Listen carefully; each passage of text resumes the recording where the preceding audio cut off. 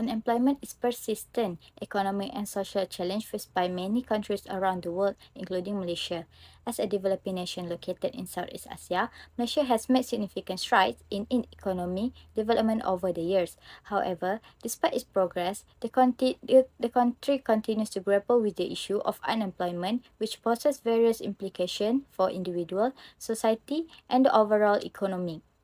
Unemployment in Malaysia refers to the situation where individuals working age who are willing and able to work are unable to find suitable employment opportunities.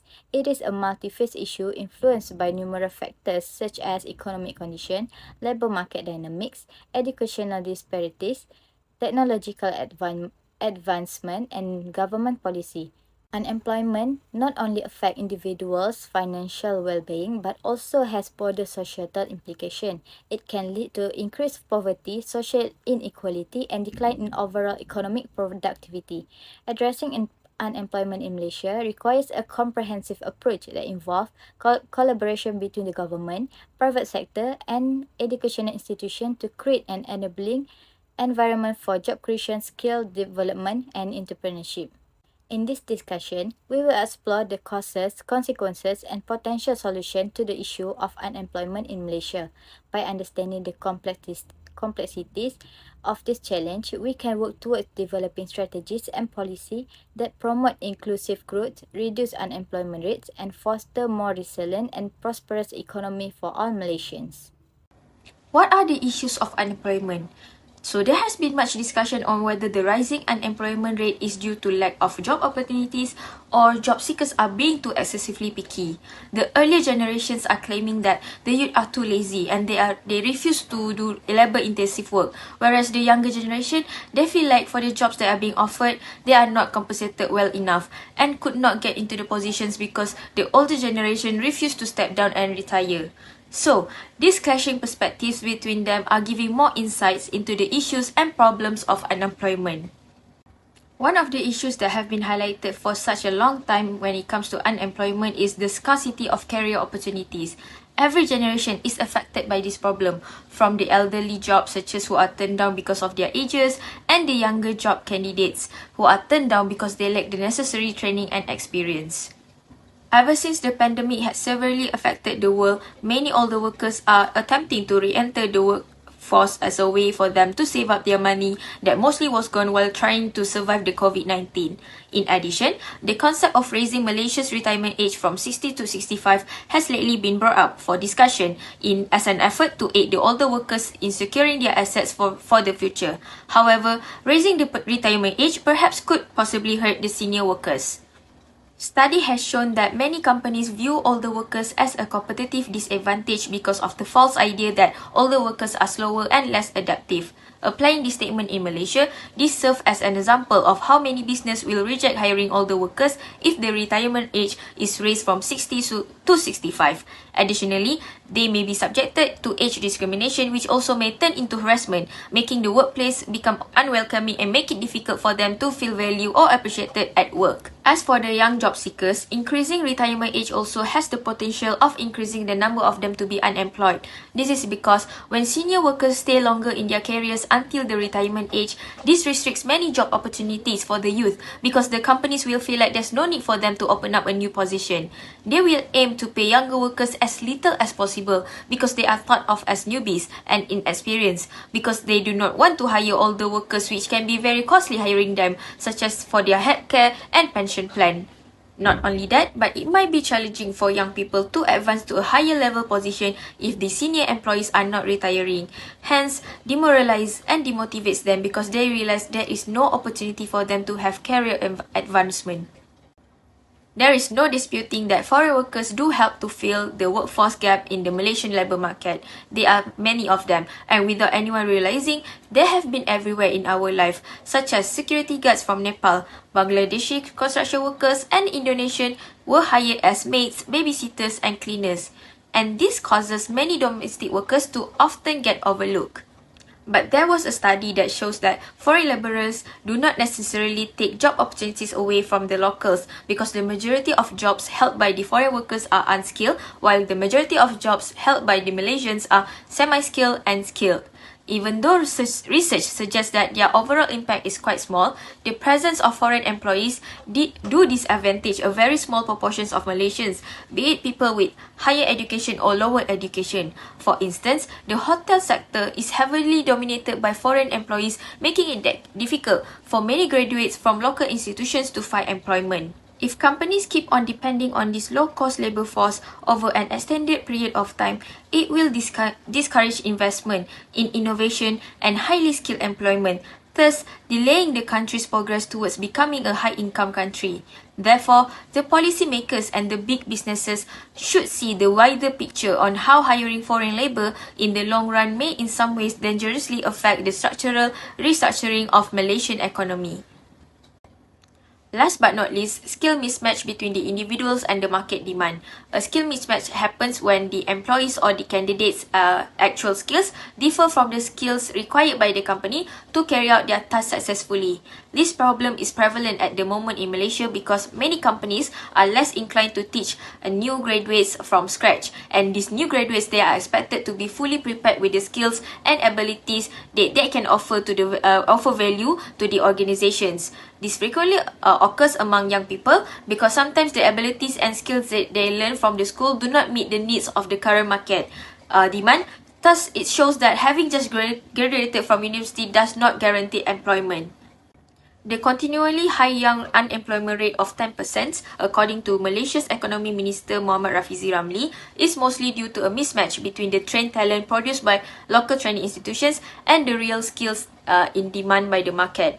Companies are willing to pay higher salaries as long as the candidates have the necessary skills to carry out the tasks assigned by the organizations. However, the educational system, especially in the higher institute, seems to have ignored the skills demanded by the industry. Due to their requirements not being fulfilled, many companies end up giving the opportunities away to foreign talents and candidates graduating from vocational school. This will affect graduates from the local universities as they have to compete with the foreign talents and graduates from vocational schools.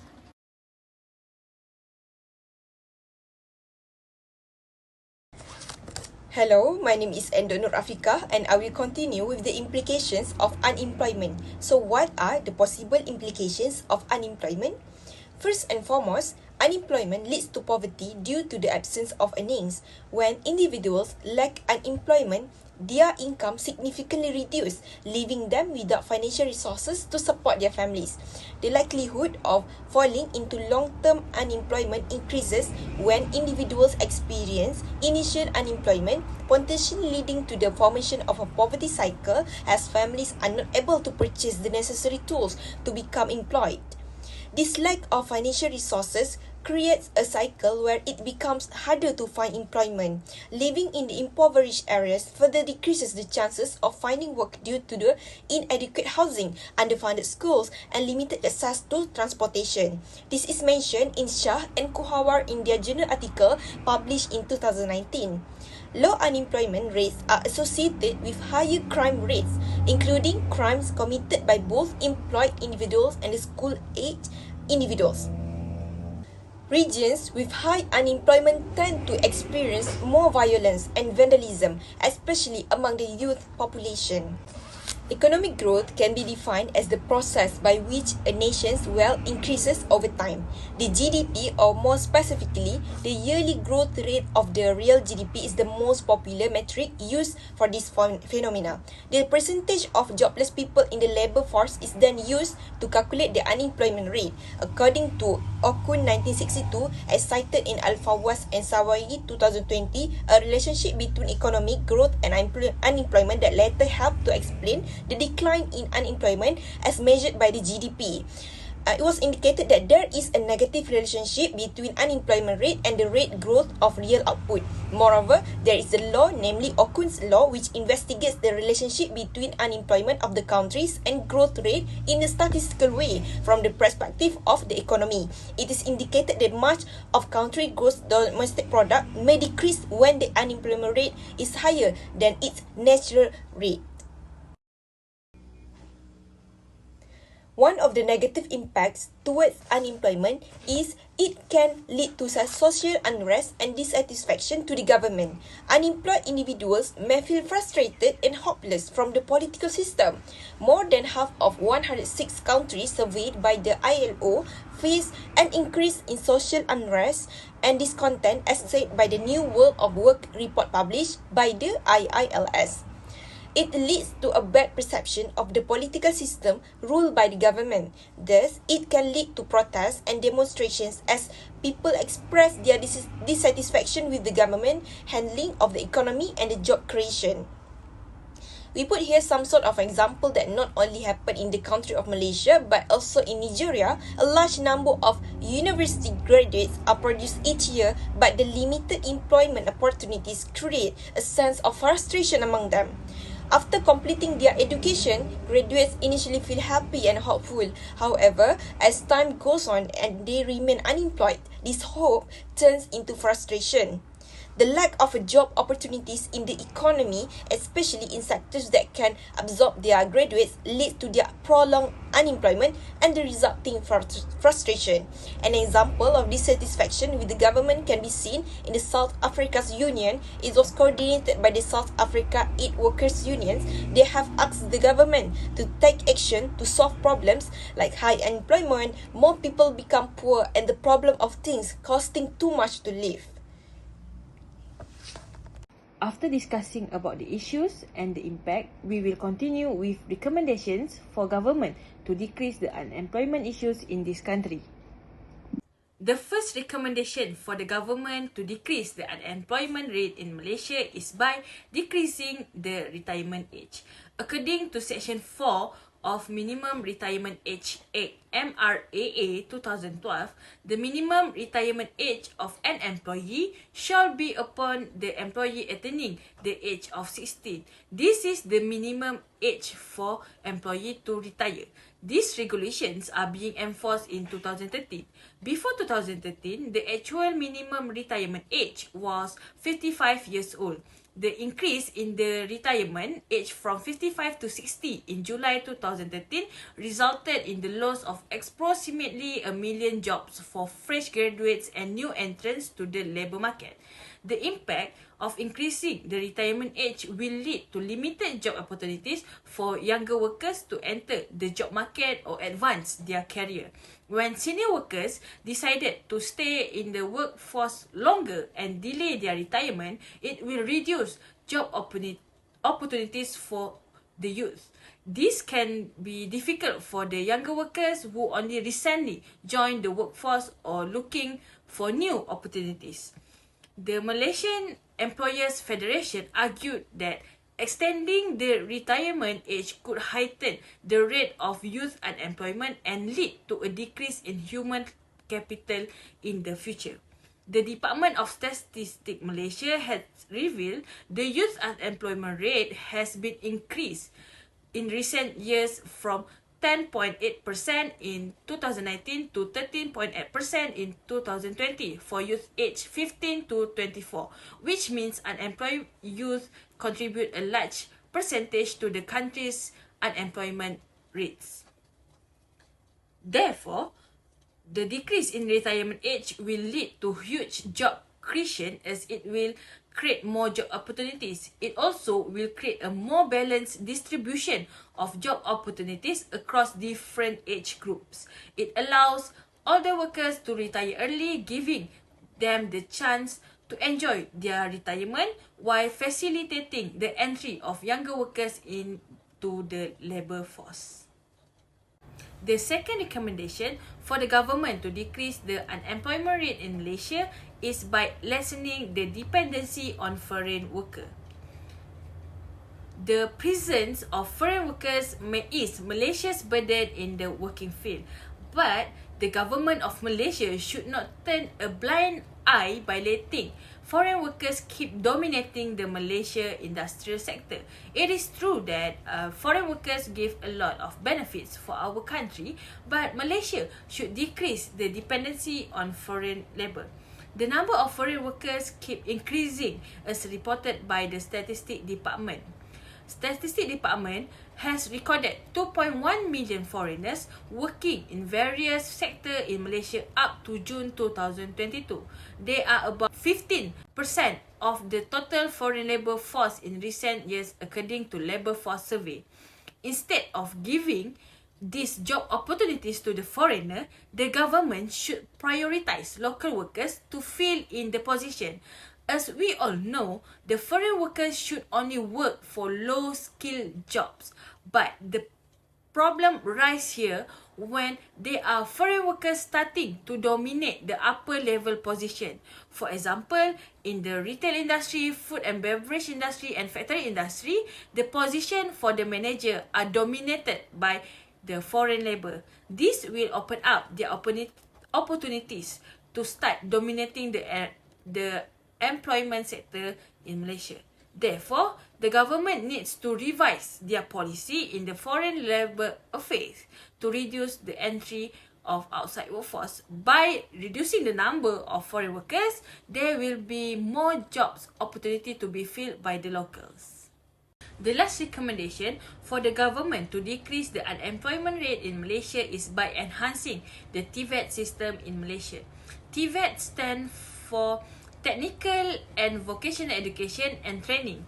TVET system is a system introduced by the government to the educational process that include, in addition to general education, the study of technologies and related science, as well as the acquisition of practical skills, attitudes and knowledge related to occupations in various sectors of economic and social life.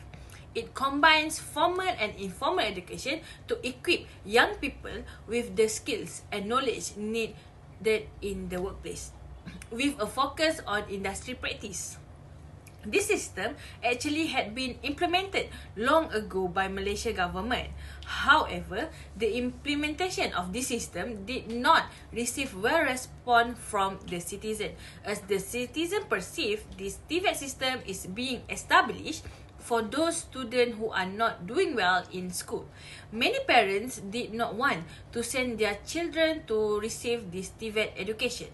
According to Institutes for Statistics, only 6.1% of Malaysia youth was enrolled in the program in 2022.